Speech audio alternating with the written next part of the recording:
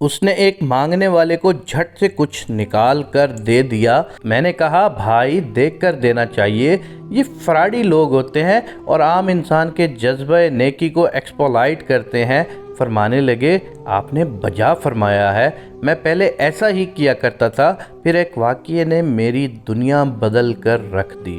میں اپنے گھر سے سائیکل پر نکلا تھا کہ ٹھیکیدار سے اپنے بقایا جات وصول کر لوں۔ میں سٹیل فکسر تھا اور ایک کوٹھی کے لنٹر کے پیسے باقی تھے، مگر ٹھیکیدار آج کل پر ٹرخا رہا تھا۔ میں سائیکل پہ جا رہا تھا کہ ایک شخص اپنا بچہ فٹ پاتھ کے کنارے لٹائے ہسپتال پہنچانے کے لیے ٹیکسی کا کرایہ مانگتا پھر رہا تھا۔ وہ کبھی کسی پیدل کا بازو پکڑ کر ہاتھ جوڑ دیتا تھا، میرا بچہ بچا لیں، مجھے ٹیکسی کا کرایہ دے دیں، تو کبھی موٹر سائیکل والے کو ہاتھ دے کر روکتا، کبھی کسی کار والے کے پیچھے بھاگتا، وہ کار میں اس کے بچے کو ہسپتال پہنچا دے۔ کوئی رکتا تو کوئی نہ رکتا، جو رکتا وہ بھی اسے گھور کر دیکھتا اور آپ والی سوچ کر اسے ڈانٹتا، کام کر کے کھانے کی نصیحت کرتا اور آگے نکل جاتا۔ میں جو سائیکل سائیڈ پہ روکے ایک پاؤں زمین پر ٹیکے اس کا تماشا دیکھ رہا تھا، اچانک اس کی نظر مجھ پر پڑی اور اس نے میری سائیکل کا ہینڈل پکڑ لیا۔ بھائی جان خدا کے لیے میرے بچے کی زندگی بچا لیں، اس کو سخت بخار ہے، آپ نیچے اتر کر اس کو دیکھ تو لیں، آپ کو یقین آ جائے گا، آپ دیں گے تو شاید کسی اور کو بھی اعتبار آ جائے۔ مگر میں بھی آپ کی طرح سوچ رہا تھا۔ پھر جس جارحانہ انداز میں اس نے میری سائیکل کا ہینڈل پکڑ رکھا تھا، لگتا تھا کہ ادھر میں سائیکل سے اترا اور ادھر وہ سائیکل پکڑ کر بھاگ جائے گا۔ میں نے بھی اسے کام کر کے کھانے کی تلقین کی اور پچھلے جمعے میں نے سنی ہوئی حدیث اس کو بھی سنا دی کہ کما کر کھانے والا اللہ کا دوست ہوتا ہے، اور اپنا ہینڈل چھڑا کر بڑبڑاتا ہوا آگے چل پڑا۔ حرام خور ہمیں بے وقوف سمجھتے ہیں۔ تو 3 گھنٹے کے بعد جب میں بقایا جات وصول کر کے واپس آیا تو وہ ابھی اسی جگہ کھڑا مانگ رہا تھا۔ بچے کو اب وہ سڑک کے پاس لے آیا تھا اور اس کے چہرے سے کپڑا بھی اٹھا رہا تھا، وہ دھاڑے مار مار کر رو رہا تھا۔ اب وہ بچے کے کفن دفن کے لیے مانگ رہا تھا۔ میں نے سائیکل کو روک کر پاؤں نیچے ٹیکا اور میت کے چہرے کی طرف دیکھا۔ پھول کی طرح معصوم بچہ زندگی کی بازی ہار گیا تھا۔ میرے رونگٹے کھڑے ہو گئے۔ میں نے جیب میں جو کچھ تھا بقایا جات سمیت سب کچھ بغیر گنے نکال کر باہر پھینکا، اور اس سے پہلے کہ اس کا باپ میری طرف متوجہ ہو سائیکل اسی تیزی سے چلا کر بھاگا گویا سارے شہر کی بلائیں میرے پیچھے لگی ہوئی ہوں۔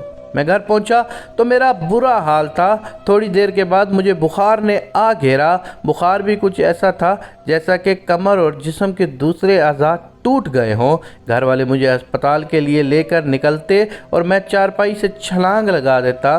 مجھے ہسپتال نہیں جانا تھا، میں اسی بچے کی طرح ایڑیاں رگڑ کر مرنا چاہتا تھا۔ 2-3 دن کے بعد بخار کو تو آرام آ گیا، مگر میں ذہنی مریض بن گیا۔ مجھے لگتا گویا میرا اپنا اکلوتا بیٹا جو 3ری کلاس میں پڑھتا تھا وہ اس بچے کے کفارے میں مر جائے گا۔ میں نے بچے کا اسکول جانا بند کر دیا۔ بیوی کے بار بار اصرار کے باوجود میں بچے کو اسکول تو کیا دروازہ کھولنے بھی نہیں جانے دیتا تھا۔ 40 دن گزر گئے تھے اور بچے کا نام اسکول سے کٹ گیا تھا۔ بیوی نے اپنے بھائی سے بات کی جو دبئی میں ایک کمپنی میں کیشیئر تھا۔ اس نے مجھے باہر بلانے کے لیے پاسپورٹ بنانے کو کہا، مگر ایک تو میں شناختی کارڈ بھی پیسوں کے ساتھ نکال کر بچے کی میت پر پھینک آیا تھا، دوسرا میں خود بھی بچے کو اکیلا چھوڑ کر باہر نہیں جانا چاہتا تھا۔ وہ 40 دن میری زندگی کے 40 سال کے برابر تھے۔ 40ویں دن 10 بجے کے لگ بھگ ہمارے گھر کا دروازہ بجا۔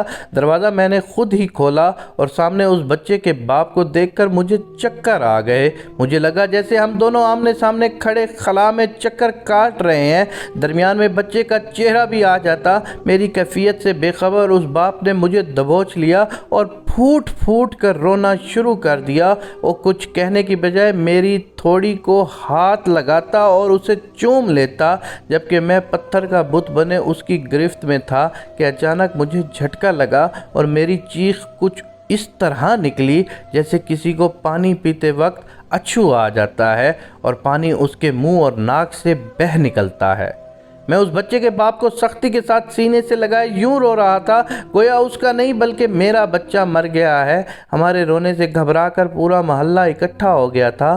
آہستہ آہستہ 40 دنوں کا غبار نکلا۔ اس کو میں گھر لے کر آیا۔ محلے والے بھی آ گئے تھے جنہوں نے اس آدمی سے بہت افسوس کیا۔ کچھ دیر بعد اس نے اپنی جیب سے میرا شناختی کارڈ نکالا اور مجھے واپس کیا، پھر جیب میں ہاتھ ڈال کر کچھ پیسے نکالے اور میرا شکریہ ادا کر کے کہنے لگا آپ کے پیسے بڑے برکت والے تھے۔ شاید یہ آپ کے خلوص کی برکت تھی کہ میرے بہت سارے کام ہو گئے۔ سارے اخراجات کے بعد کچھ پیسے بچ گئے تھے، ان میں سے کچھ پیسے میں نے ادھار لے کر ڈالے ہیں، یہ آپ قبول کر لیجئے، باقی میں بہت جلد آپ کو واپس کر دوں گا۔ میں نے پیسے واپس لینے سے سختی کے ساتھ انکار کر دیا اور منت سماجت کر کے اسے پیسے رکھنے پر راضی کر لیا۔ اس کے بعد میں یہاں بطور اسٹیل فکسر آ گیا۔ میں جی جان سے کام کرتا تھا، چند ماہ میں ترقی کر کے فورمین بن گیا۔ 3 سال بعد میں نے سالے کی مدد سے اپنی کمپنی بنا لی اور اس بچے کے والد کو بھی اپنی کمپنی میں بلا لیا۔